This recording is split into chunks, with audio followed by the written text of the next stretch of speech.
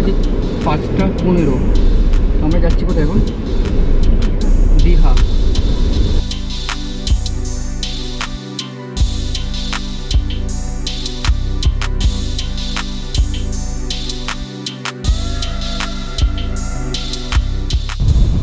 Bagnan cross করছি, আমরা এখন দেউলটি ক্রস করছি।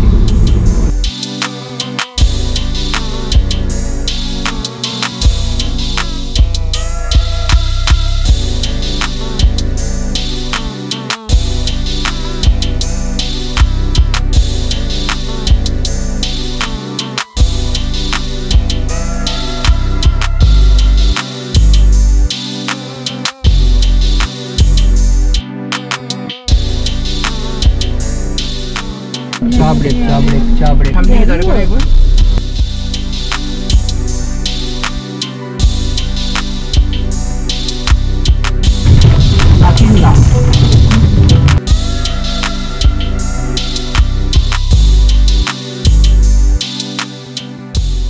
তো এটা হচ্ছে চাউল খোলা, আর বাদিকে মন্দারমণি 9 কিলোমিটার, দীঘা পুরী।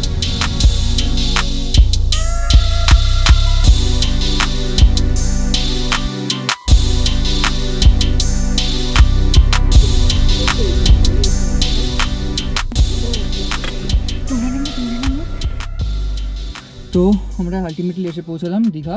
তো এখন বাজে হচ্ছে 9:53, মানে আমরা এসে পৌঁছি 9:45 নাগাদ। তো আসতে তোমার মোটামুটি টাইম লাগলো 4 ঘন্টা, 4.25 ঘন্টার মতো লাগলো টাইম। তো আগের বার ঠিক এই সময়ই আগের বছর মন্দারমণি এসেছিলাম, তো মন্দারমণি আসতে ওরকমই টাইম লেগেছিলো। রাস্তা আগের বারের থেকে ভালোই লাগলো, রাস্তা যা ছিল তাই, রাস্তা খুবই ভালো।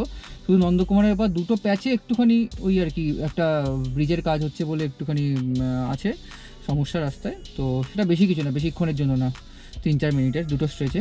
বাদবাকি রাস্তা খুব সুন্দর, আর ওয়েদারটা সত্যি খুব ভালো। এখন একটু গরম আছে, বাট মাঝে মাঝে বৃষ্টি হচ্ছে, মাঝে মাঝে রোদ উঠছে, আবার বৃষ্টি হচ্ছে, রোদ উঠছে, এরকম ওয়েদার। তো আমরা যে হোটেলটা বুক করেছি, আমি ডিরেক্ট ফোন করেই বুক করেছি, এটা হচ্ছিলো নিউ দীঘাতে, এই যে এইটা সামনে হোটেল জয়রাম হাই টাইড। তো এটার এইখানে সম্ভবত একটা রুম আছে, যেটা সি ফেসিং রুম, আমার ঠিক পিছন দিকেই আছে সমুদ্র। তো সেই সি ফেসিং রুমটা বুক করেছি। সেটা হলো আমরা 4 জন এসেছি, সবারই ডাবল সার্টিফিকেট আছে ভ্যাকসিনেশন।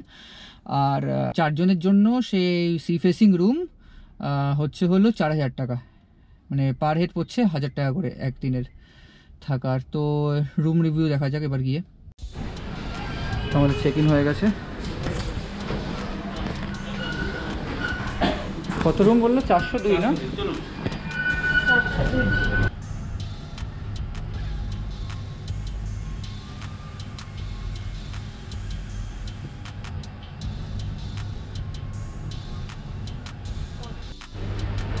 সব ঢোকো, এরপর রুম রিভিউ আসবে এরপরে। তো আমরা যে রুমটা পেয়েছি সেই রুমটার নাম্বার 402, এটা 4th ফ্লোরে, মানে টপ ফ্লোরে। তো এই রুমের এন্ট্রান্স, এই হচ্ছে রুমটা, পুরোটাকে দেখিয়ে নিই একবার। এই হচ্ছে পুরো রুম। অ্যাকচুয়ালি এটা ট্রিপল বেডের রুম, এখানে 2 জনের শোয়ার জায়গা, ওখানে 1 জনের শোয়ার জায়গা, কিন্তু ইজিলি এখানে 4 জন অ্যাকোমোডেট করতে পারবে। তো ফার্স্ট ইম্পর্টেন্ট জিনিসটা দিয়ে শুরু করি, এটা হচ্ছে বাথরুম, পরিষ্কার সব কিছু জিনিস আছে, থাকার জিনিস যা। এইবার আসি মেন রুমটা, অনেক বড়। তো এটা অ্যাকচুয়ালি জানি না কীরকম বোঝা যাচ্ছে, এখানে অ্যাকচুয়ালি 3 জন শোয়া যায়, আর এটা হচ্ছে সিঙ্গেল খাট, কিন্তু এখানে না 2 জন শোয়া যায়, 2 জন রোগা হলে শোয়া যায়। আর যা আছে টিভি, যেমন টিভি আছে, এখানে কাভার্ড আছে, আর এখানে মিনি ফ্রিজ আছে, আর এসি ফেসি তো স্বাভাবিক, এটা কিছু বলার নেই আর। তো রুমটা যথেষ্ট বড়। আর রুমের আর ইম্পর্টেন্ট জিনিস হচ্ছিলো এইখানে একটা বারান্দা, আর এখানে একটা বারান্দা, এটা হচ্ছে সি ফেসিং রুম। তো দুদিক থেকেই সমুদ্র দেখা যায়, কিন্তু এই বারান্দা দিয়ে সবচেয়ে ভালো সমুদ্র দেখা যায়, জাস্ট এরকম। New Digha sea beach. তো এই হচ্ছে বারান্দা, এটা ভিতরে ঘর দেখা যাচ্ছে, হচ্ছে হলো এই বারান্দাটা। তো এই বারান্দা দিয়েও বিভিন্ন হোটেল যে রাস্তা সেরকম দেখা যাচ্ছে, প্লাস এখান দিয়েও ওই ঝাউবন দেখা যায়, প্লাস এখান দিয়ে সমুদ্রর পার্শিয়াল ভিউ পাওয়া যায়। ফলে পুরো সমুদ্রটাকে উপভোগ করার জন্য দুটো বারান্দাই যথেষ্ট। যাবতীয় ডিটেলস সব ডেসক্রিপশন বক্সে আছে। তো এখন আমরা ব্রেকফাস্ট করলাম, করে এখন একটু বেরোচ্ছি। দেখি কোথায় যাওয়া যায়, তো দীঘার দিকেই যাব। দেখি আর কোথায় যাওয়া যায়, মোহনার দিকে যেতে পারি। আর এখন জোয়ার চলছে, মোটামুটি সমুদ্রতে কেউ নামছে না আপাতত। তো প্রচণ্ড গরম আজকে, প্রচণ্ড গরম। তো বৃষ্টি হলে ভালো হয়, যাই হোক দেখা যাক কোথায় যাওয়া যায়। ওল্ড দীঘা মোটামুটি ফাঁকা, খুব বেশি লোক নেই ওল্ড দীঘাতে, যা লোক নিউ দীঘাতেই রয়েছে। তো এখন জোয়ার চলছে, ফলে স্নান খুব একটা কেউ করছে না।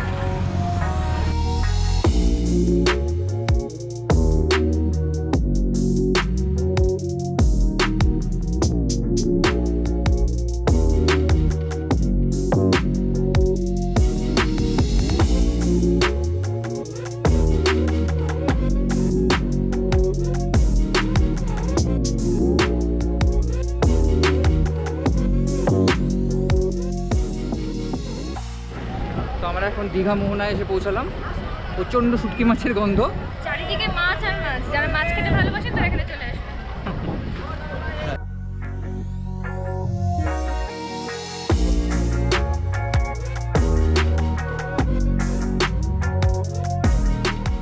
তো আপাতত এই গরমের মধ্যে মোহনার ছোট্ট করে একটা ভিজিট হয়ে গেল, দীঘা মোহনা। তো এখন যাবো আবার গাড়ি নিয়ে, দেখি কোথায় যাওয়া যায়। শঙ্করপুরের দিকে যেতে পারি, অথবা কোথাও স্নান, কিছু লোক দেখি স্নান করতে, দেখি যদি কোথাও ফাঁকা থাকে স্নান করতে পারি। তো প্রচণ্ড গন্ধ, এখানে থাকা যাচ্ছে না, পরে কথা হচ্ছে। সবাই স্নান করছে সামনে, এখানে অনেক ভিড় আছে, ফলে আমি একটু এই দিকে যাওয়ার চেষ্টা করব, দেখা যাক। আবার 1 বছর পর সমুদ্রে নামছি। না 1 বছর না, সরি, এই বছরের শুরুর দিকে পুরী গেছিলাম।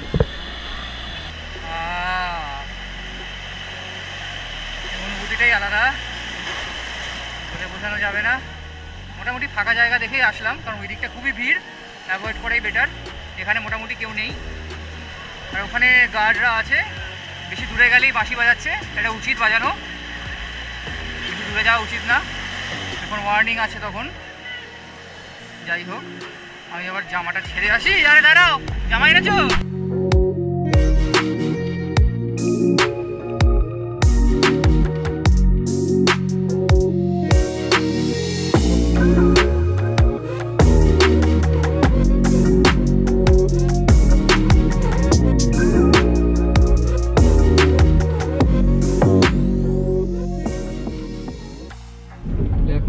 এখন কটা বাজে? 2:37। এখন যাচ্ছি আমরা শঙ্করপুরে লাঞ্চ করব, তারপরে তাজপুর যাবো, তাই তো? ব্রিজটা ক্রস করি, তাই তো? ক্রস করে ইমিডিয়েট ডান দিকে এই রাস্তাটা। ডান দিকে কতক্ষণ কত দেখাচ্ছে? 6 কিলোমিটার।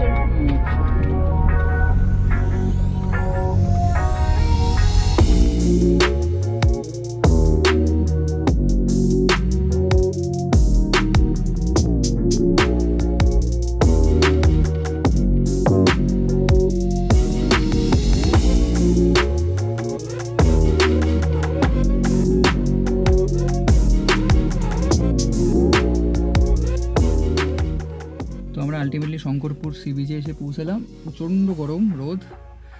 তো এই যে এখানে একটা পার্কের মতো করা হয়েছে, 10 বছর না 12 বছর পর আসছি। যাই হোক, যাই ঘুরে আসি। তারপরে এখানে একটা হোটেল আছে, যেটা মারমেড না কি নাম, সেই হোটেলে খাবো।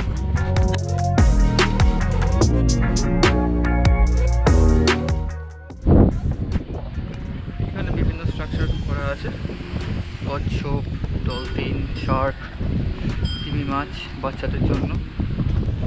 তো এখন লাঞ্চ করতে যাচ্ছি। প্রথমে যাবো এখানে একটা কি আছে, হোটেল মারমেড নাকি একটা রিসোর্ট টাইপের, ওখানে রেস্টুরেন্টও আছে। তো ওখানে গিয়ে দেখি, ওখানে যদি খাওয়ার বন্দোবস্ত থাকে তো ওখান থেকে খাবো, না হলে খুবই খিদে পেয়েছে, শঙ্করপুরে শেষ করতে হবে খাওয়াটাকে। দেখা যাক, তারপর তাজপুর যেতে পারি। তাজপুরের আর একটা কথা, শঙ্করপুর থেকে তাজপুরের যে শর্টকাট রাস্তাটা দেখায় একদম বিচ সাইড দিয়ে, একজন বললো বাজে নাকি, ফলে বললো সে ঘুরে গেলেই বেটার। তো একবার ঘুরে যেতে হবে, শর্টকাট রাস্তাটা যাওয়া যাচ্ছে না বললো। দেখা যাক কী করা যায়। তো আমরা তাজপুর সি বিচে এসেছি, এসে খুব খিদে পেয়েছিল, তড়িঘড়ি করে এই হোটেলটায় খেলাম। ছোট্ট একটা হোটেল, খাবার ঠিকঠাকই, খুব একটা বাজে না, ভালোই। তো সি কোস্ট এই হোটেল, এই রেস্টুরেন্টে খেলাম। তো এখন যাচ্ছি এটা বিচের দিকে। এই যে গাড়িটা এখানে রেখেছি, স্ট্রেট সামনে বিচ। আর এই যে কমপ্লেক্সটা দেখা যাচ্ছে এটা হচ্ছে সবুজ সৈকত। এখানে আমি 3 বছর আগে এসেছিলাম, আমাদের ল্যাবের সব ল্যাবমেটসরা একসাথে এসেছিলাম। সবুজ সৈকত, সবুজ সৈকত কোন দিকের ঘরে, ওই কোনার ঘরে ছিলাম। হ্যাঁ, ওই ঘরটাতে ছিলাম আমরা, ঠিক ওই ঘরটাতে। ওই ঘরটা নেওয়া হয়েছিল আর এই ঘরটা নেওয়া হয়েছিল বোধহয়, সম্ভবত। এখানে বেড়া টপকে বেরিয়েছিলাম, তখন বেড়া ফাটা ছিল। যাই হোক, তাজপুরের যে মেন রাস্তাটা মানে অতীব জঘন্য, কেন যে ঠিক করে না কে, জঘন্য। ঘূর্ণিঝড় ইয়াসে ক্ষতিগ্রস্ত তাজপুর বিচ। তো এখানে বাঁধানো হচ্ছে কিছু, বিচ একগুলোর অবস্থা যাই হোক আছে ওগুলো। পুরো নিরিবিলি ছিমছাম তাজপুর বিচ। দারুণ ওয়েদার আজকে, খুব সুন্দর হাওয়া দিচ্ছে, যেরকম স্বাভাবিক ছিল সবসময় তাই দেয়। আর ওয়েদারটা মানে দারুণ, জাস্ট দারুণ। কিন্তু খারাপ লাগছে এইসব ইয়াসের জন্য, সব ভাঙা ধ্বংসস্তূপ পড়ে আছে। ঝাউবনের তো এই পোর্শনটা নেই, ছিল আমরা লাস্টবার এসেছিলাম যখন 2-3 বছর আগে, তো পুরো ভর্তি ছিল। এখন তো নেই এই পোর্শনটাই, সব উড়ে গেছে, সেটাই।